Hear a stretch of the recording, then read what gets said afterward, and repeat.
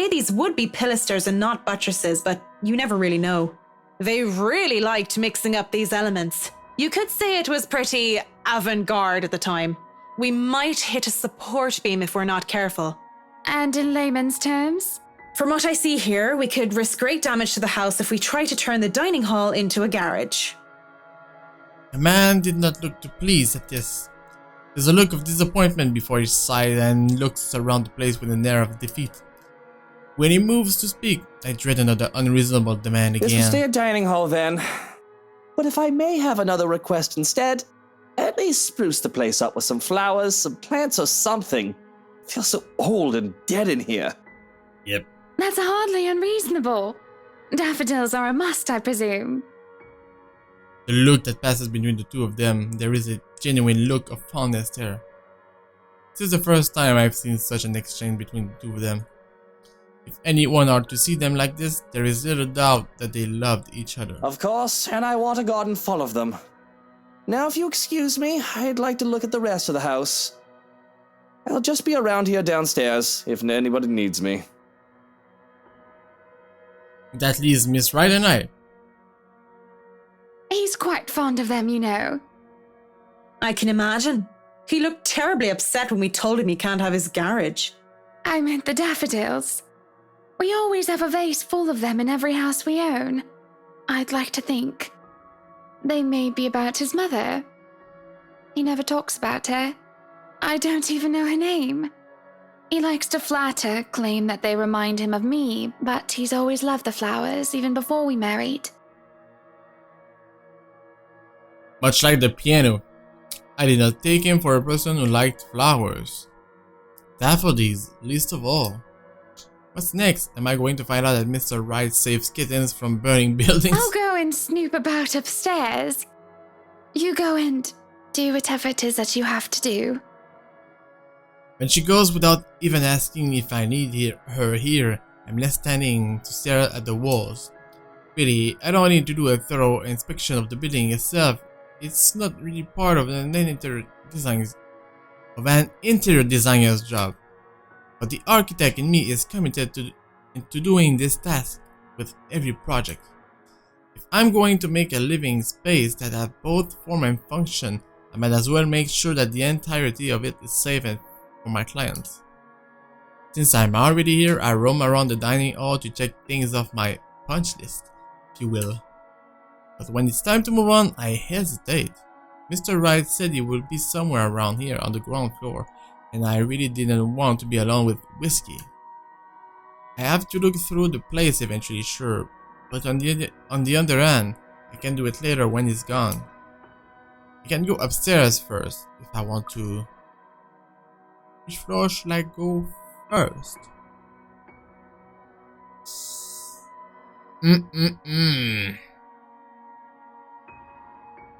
Yeah, let's go to the first floor. I've already seen enough of this floor during the open house. Of course, I know that it's just a convenient excuse. I just don't want to be in the same room as Whiskey anytime soon. So I might as well just go upstairs first. The banisters on the grand staircase landing are solid and a proper height. I need lower and there will be trouble. There's a small catch on the carpet though, but as long as nobody tries to run down the stairs until it gets fixed, things should be alright. And the stained glass art. Restored no doubt in the image of the last lady and lord of Emengard. Or it was supposed to be, until Lady Charlotte's fiancé was brutally murdered. By a witch of all things. From what I've read, you'd think the historians of this place would be a lot more scrutinizing, filtering out stuff like that. I'm amazed they bother with it, instead of replacing it with some generic cookie cutter design. This entire piece alone would have cost roughly 500, even £1 million. Jesus. Lady Charlotte Emengard and the beloved. Looking at the mosaic, it's not too far a stretch of the imagination to believe that the depicted images could be Mr. and Mrs. Wright. It can be easily assumed as such if one doesn't know the history of the mansion. Really, a place like this should be protected by the government as a landmark. But what can I do about it? Walking into the east wing, I try to go into the theater but is met with an obstacle. The obstacle that is locked doors. 2 doors too, and both of them are locked. I'd be frustrated, would be, if I already had not snuck off while the Wrights were having their little business meeting with Miss Cooper before to take a peek.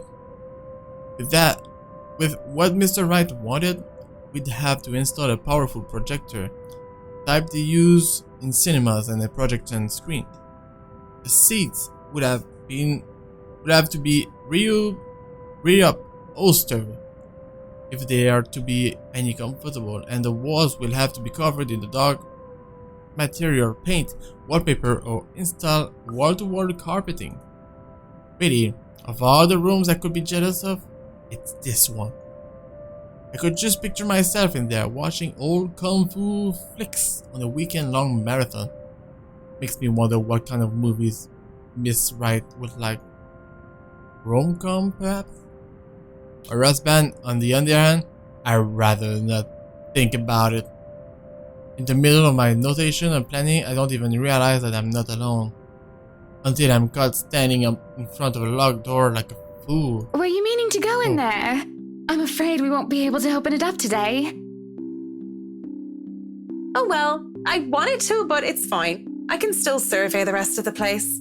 Apologies, but the key was missing when they were handed over. They told us that they'd get right back to us with it. What? But aren't they supposed to hand over all the keys once property changes hands? That can be grounds to file a complaint. They were already kind enough to let us move in so early. There's no need to raise a fuss about it. Worst comes to worst, we can call for a locksmith. The air is heavy and somber. When she grows quiet, it glances out the window, out towards the vast expanse that surrounded what would be their house, their home. Then she looks back at me with a sigh and a bitter smile. Flowers. Yellow flowers. Daffodils, dandelions, and sunflowers and the sort all up front. Just a whole garden of them. They'll make the house look lovely, won't they? Of course. A garden is a wonderful addition to any home. As I say this, her eyes roam over me, scrutinizing and thoughtful. I have to hold back the shiver that threatens to run down my spine at being inspected so closely. Yes, it must be nice. We're still talking about the gardens, yes? I mean not having to worry about what another person thinks of you. What do you mean by that? She lifts her hand and points to her wedding ring before it falls listlessly to her side. Sometimes I wonder what would have happened if I didn't marry Luke. There'll be no fights about walk-in closets or silly helipads. I could do with this place as my heart desires until there's nothing but content. Then again, I wouldn't have bought this place if it wasn't a gift for him. I probably wouldn't even be in Luxbourne if it wasn't for him. Maybe I would have moved to London, Manchester, or Birmingham. I might have even left the country altogether. France, Germany, Spain, Canada, Sweden, even America. The possibilities would have been endless. I don't know what to say to that. What is there to say? I'm sorry, I must sound so petty and ungrateful. I do love him. So very much, even if he can be a bit difficult at times. Oh no, not at all. I'm just confused why you're telling me this, of all people. Just a whim, I think. Just flights of fancy, that's all. Don't you ever think about one decision you've made in your life and wonder how much would change if you chose to do things differently? I try not to dwell on the past, ma'am. The key word is try, of course. Thinking of the past brings up too many ghosts. Memories of her. And I do wonder what would change if it just said yes when she asked for me. Maybe she'd still be with me. I return to the present just like I said. I try not to dwell on the past.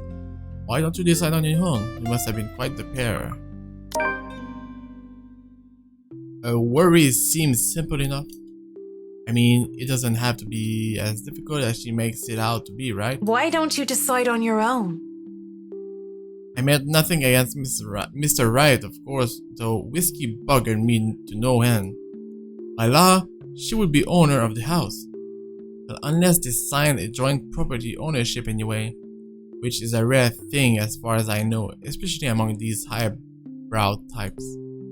Sure, they could actually love the spouse, I don't doubt the possibility.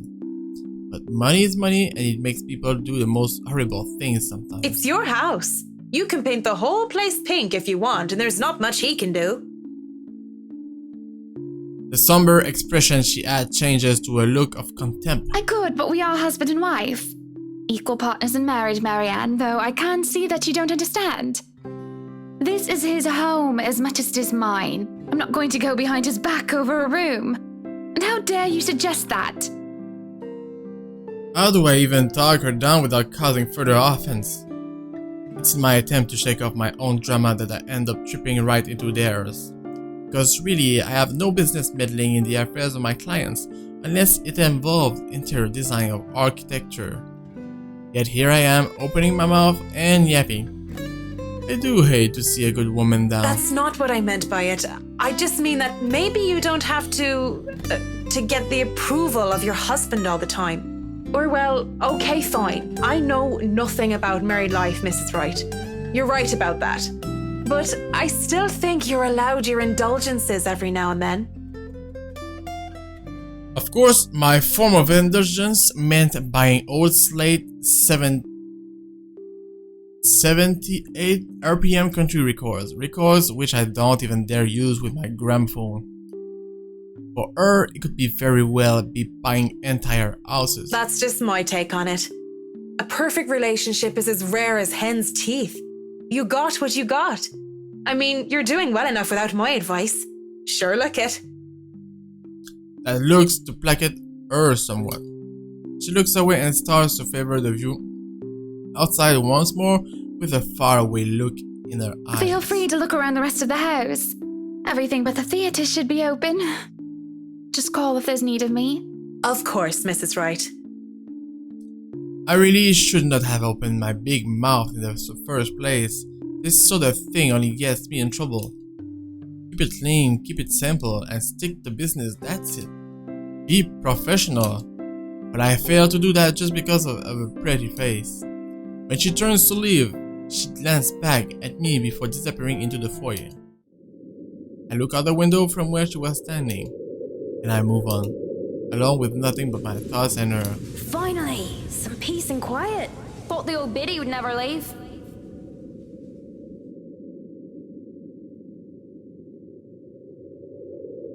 What?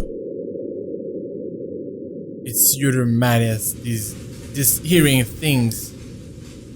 I reckon it's the stress, though I don't know what exactly I'm stressed about. If meeting Mrs. Wright has really thrown me for a loop, I'd be worried. I'm developing some sort of psychosis or disorder. Well, I'd call a doctor. But hopefully it's not that. Not right here, not right now.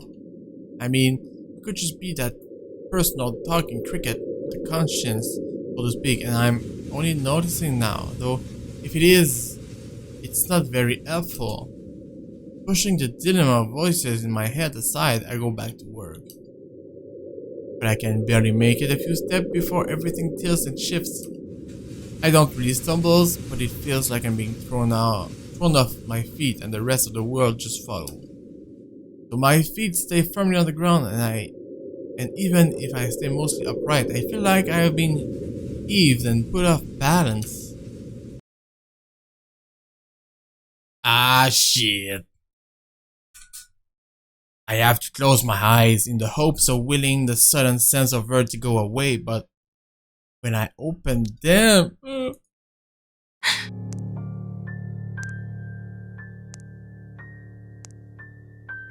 the hell? Well, I don't feel any less sick because of the sight that greets me. Blood dripped from the walls and the ceiling, pulling downward and seeping into the curtains